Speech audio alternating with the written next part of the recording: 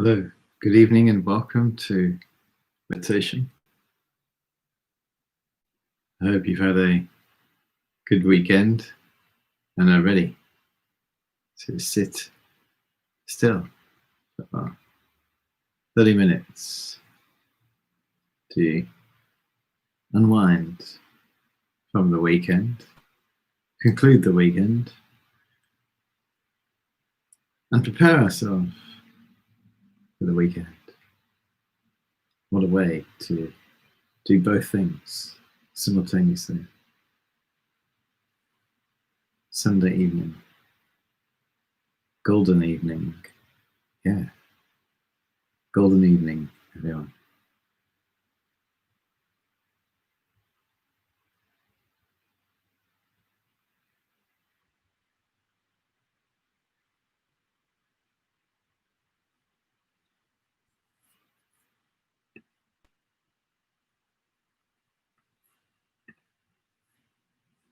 Hello, Elizabeth.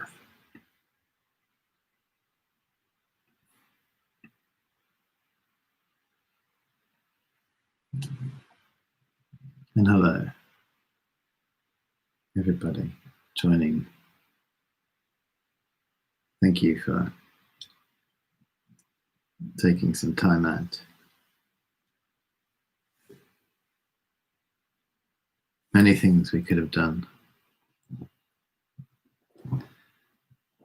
but no, we stopped for 30 minutes, hopefully. Although we know, don't we, online meditation, there can be many tempting distractions to take us away. Oh. Sound. Can you hear me? No one can hear me?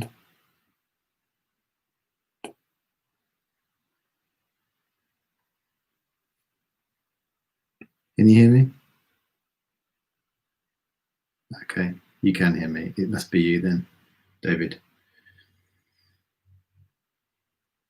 Send a technician round to your house.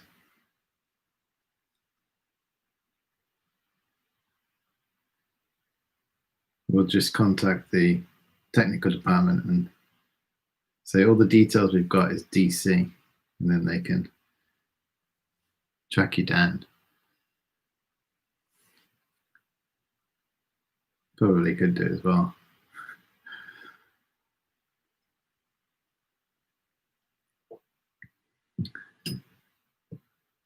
Okay. Hello, Heather. Thanks for making it. It is just gone 7:30. And we're on the 2nd day of August. And it is Meditate with Adam, session 133. We're closing the weekend.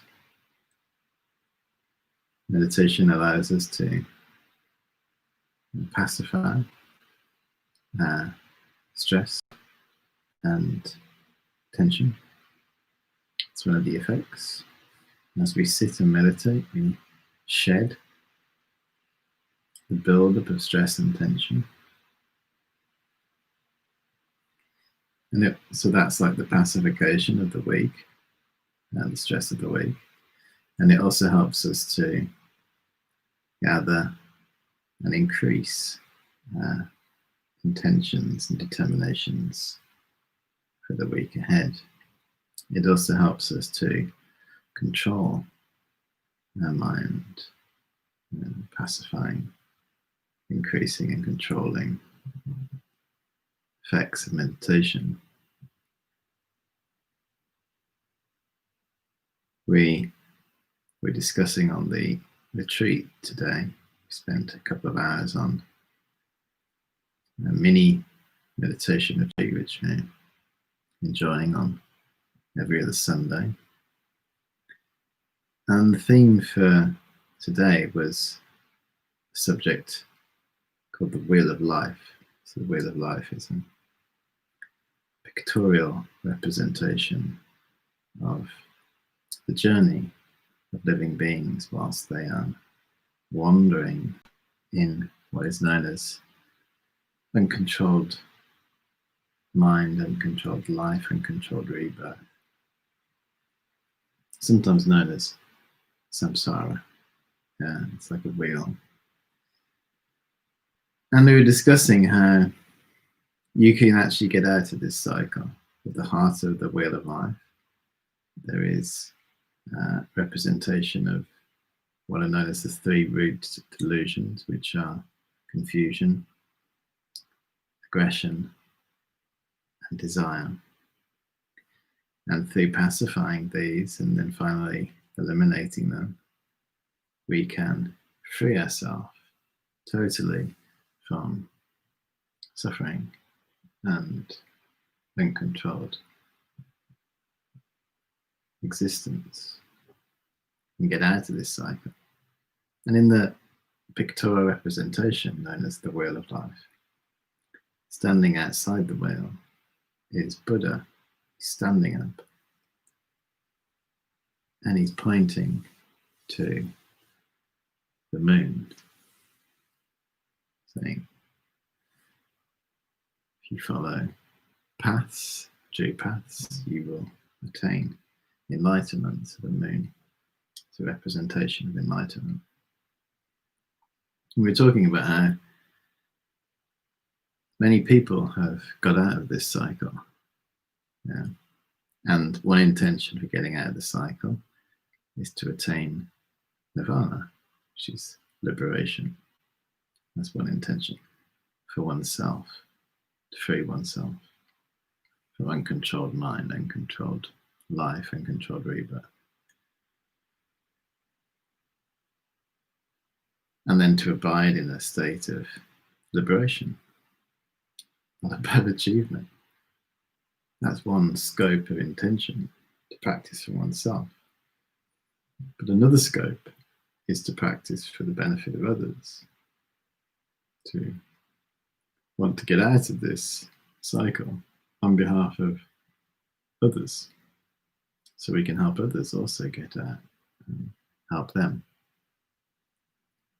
to attain complete enlightenment. But then to return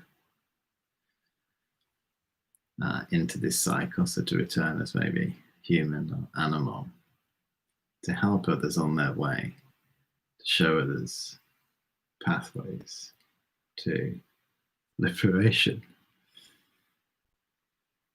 And we're discussing that, well, where are all these? If they've done that, if enlightened beings have done that, where are they? Yeah, there's meant to be many helping in different ways, showing pathways, liberating pathways. Where are they? Well, they could be the people in our life.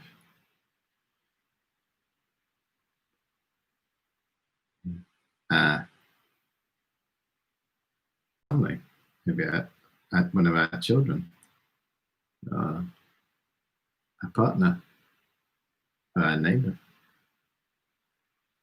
our boss, or someone who is serving us in a shop.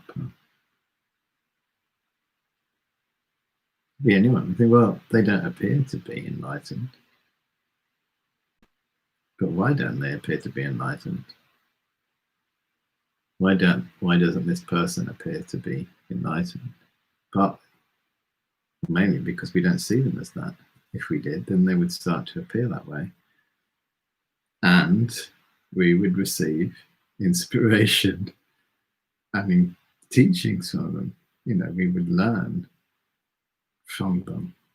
We would learn from the people in our life. But for as long as our mind is closed, we won't learn anything from people. In reality, we can learn from every single situation and every person in our life. What kind of things? Well, patience is one, isn't it? if somebody is making our life, or seemingly making our life awkward and difficult, we could think this person is teaching me the art of patience. We could go even further and think maybe this is a Buddha. This is an enlightened being appearing as an ordinary person. Because how else are they going to help me? Yeah, because we only have an ordinary mind, we can only see ordinary things. So how else is like a Buddha or an enlightened being going to help us that will appear as an ordinary person? But through some change of mind, changing our ordinary way of looking at the people around us and cultivating some humility, we can receive teachings and inspiration from everybody. This person is, what is this person teaching me? Maybe someone's criticizing us. What are they teaching me? Rather than getting upset with them, I think, what is this person teaching me? Maybe I can learn from this situation and transcend it and move on and get out of this cycle of blaming. When we have a difficulty and we blame, we stay in that cycle. When we accept it, learn from it, we leave it behind us and move on, and it won't come again. But if we keep blaming it, that's the cycle of uncontrolled existence. So stepping back and seeing things as teachings, seeing people as teachers, whoever they are, we'll learn a lot and we'll make rapid progress. It's said that enlightened beings can appear in the most unlikely forms to help us. But that's down to us, our view, how we choose to view people, even as animals, dogs, cats. They may appear ordinary, but we don't know. What is this dog teaching me? What is this cat teaching me? That's a humble ourselves with animals as well. Animals can teach us a lot. So wherever we go, we're getting inspiration. This person is teaching me to develop compassion. This person is teaching me the disadvantages of distraction. This person is teaching me how to improve my awareness of body and what I say. If we hear someone talking in an aggressive way, we can think this person is teaching me to develop compassion rather than being judgmental. I think they're talking like that because they're suffering. Otherwise, you wouldn't hear those words coming out of their mouth. So they're teaching me to develop compassion. You learn so much with this view. So I encourage you this week to get teachings from the most unlikely places with a creative mind. The closest person to you who may be sometimes some difficulty, open your mind in a slightly different way to them, and we receive a lot of positive energy come. And then from a practical perspective, that relationship improves and we're happy. Let's once again begin our meditation by deepening concentration, following the flow of breath.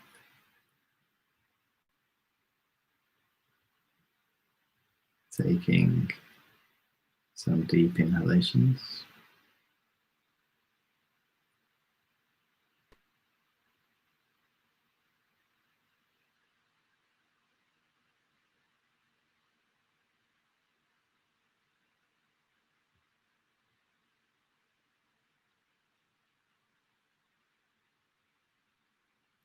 and feeling our world changing pace, slowing down as you breathe in.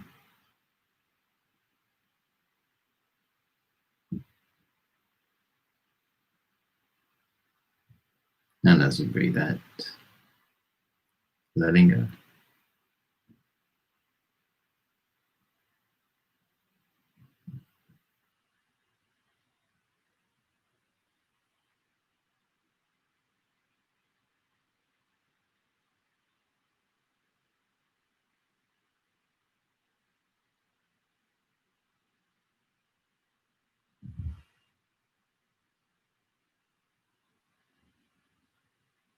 And cultivating compassion, renunciation and compassion, developing the wish to be free from suffering, and the wish for others to also be free. Ideally, all living beings.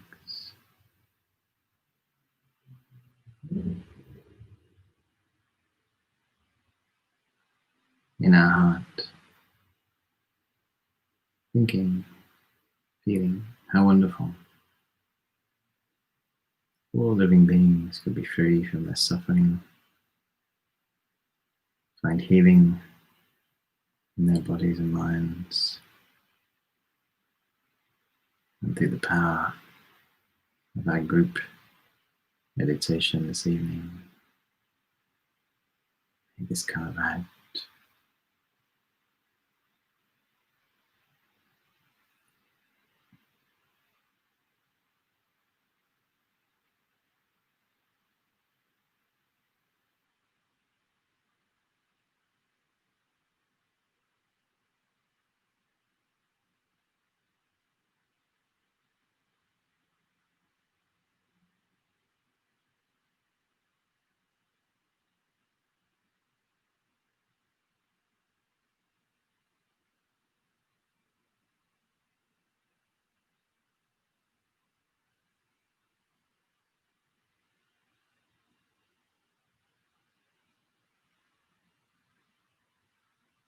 And then we can engage in the 9-9 breathing practice to help clear any impure energy in the channels in our body. Taking our time as we breathe in, and as we breathe out, making the opportunity to breathe out any stress or tension in our system. So in your own time.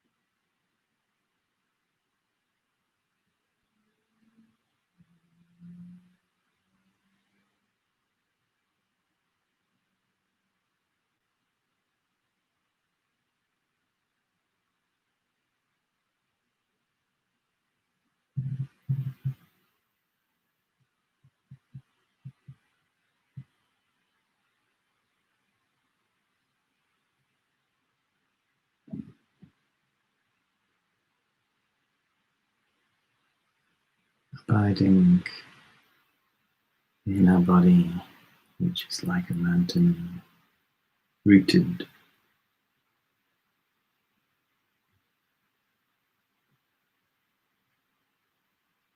Our breath,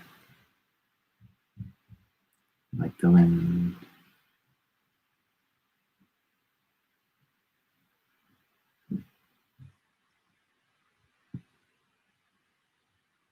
We're aware of the breath.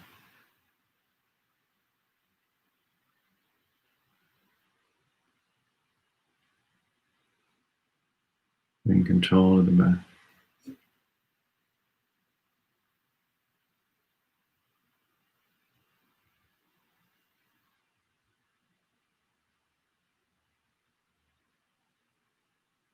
In control of our mind.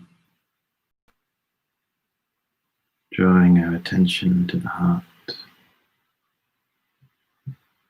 center and discovering our root line there. Its nature is clarity, is clear, and is vast, like the sky.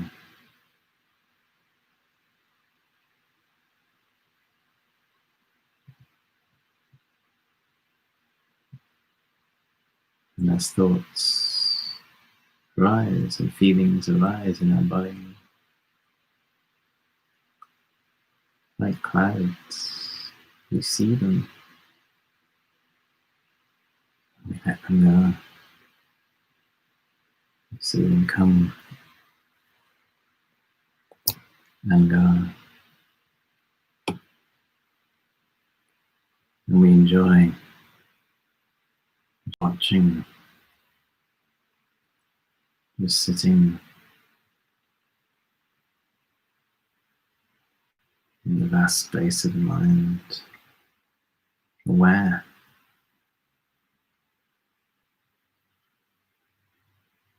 and aware of this awareness.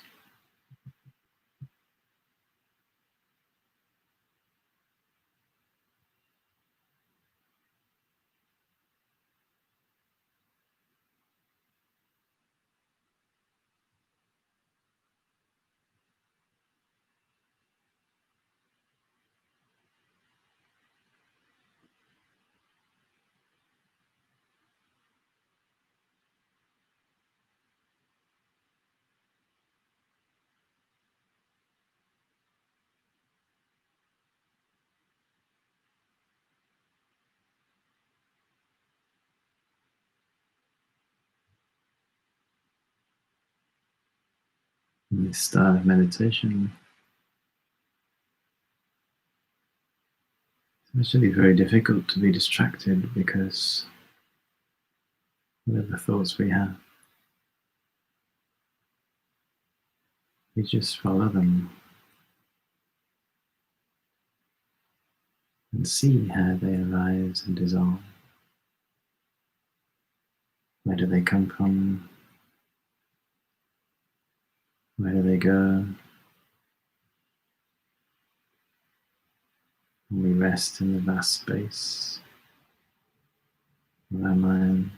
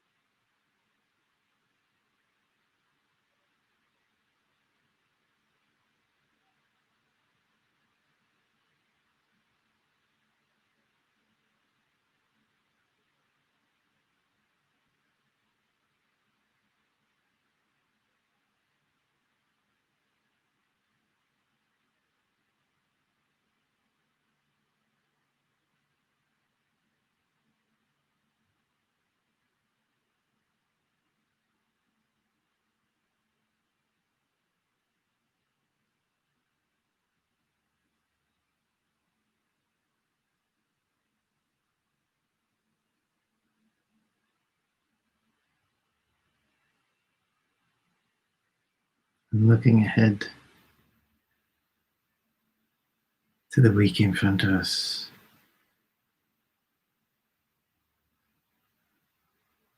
So many moments, so many opportunities.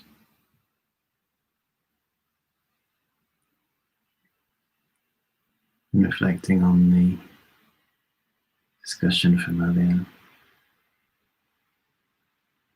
What can we learn this week?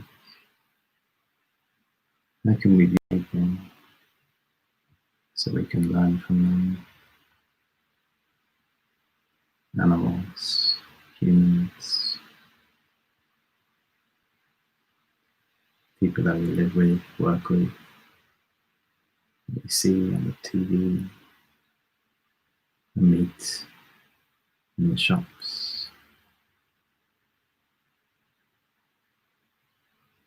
Let's make a intention. Try to learn good qualities, increase our good qualities through our interactions with others this week. See others, teachers, teaching us how to grow as a human, how to increase all our good qualities.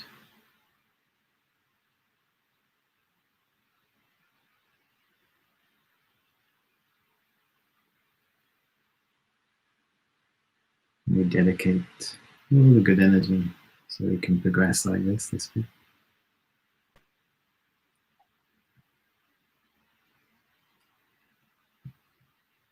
And there can be healing across the world.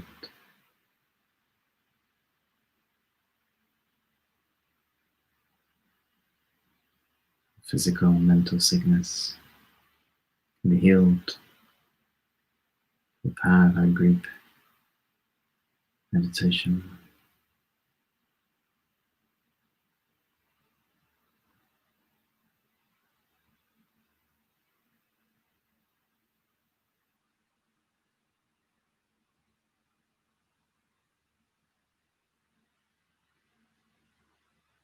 Okay, thank you very much. When you're ready, please bring your session to a conclusion.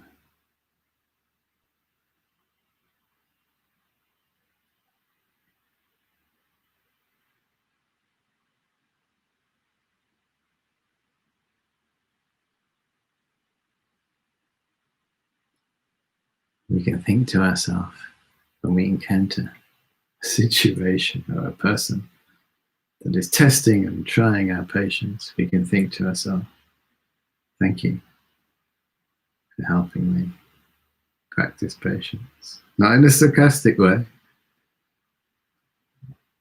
but in a genuine way. We see the value of this interaction. Somebody's late, somebody's holding us up.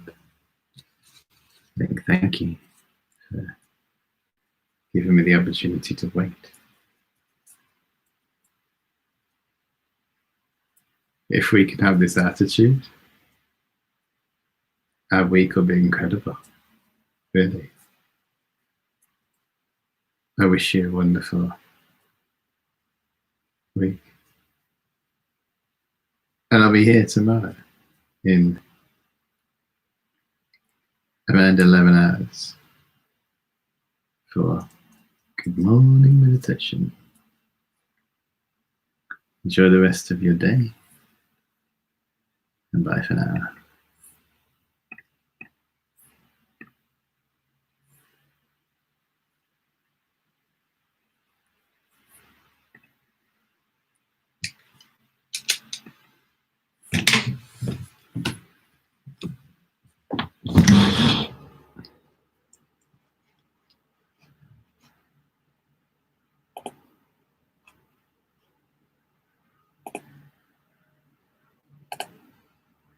look.